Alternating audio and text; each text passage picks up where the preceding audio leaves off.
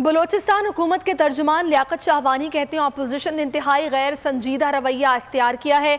उन्होंने अखाड़ा लगा लिया है। बोल न्यूज़ से बातचीत में लियाकत शाहवानी ने कहा बजट आज ही पेश होगा। अपोजिशन बजट इजलास में शिरकत करके मुहज़्ज़ब तरीके से बात रखे, अपनी तजावीज़ पेश करे।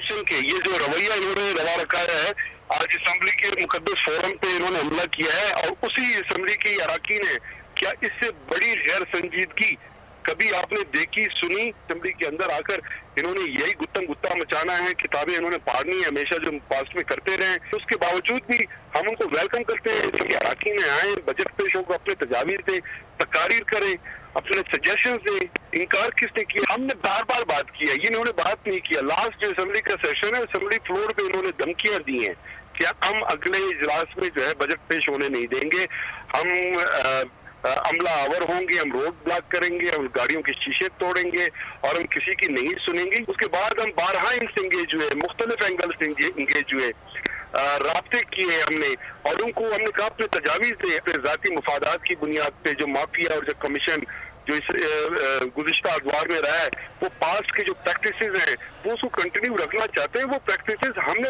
दफन कर लिए हैं, लेकिन वो किसी एक बात पे सुनने पे इस्ती आमादा नहीं कि वो अपने मिजाज का बजट चाहते हैं। फिर भी तमाम के बावजूद आए बैठे, असेंबली के इजलास अब शुरू होने जा रहा है, उसमें वो अपनी शिरकत करें और एक मौजूद अंदाज में अपने ख्यालात का इज़हार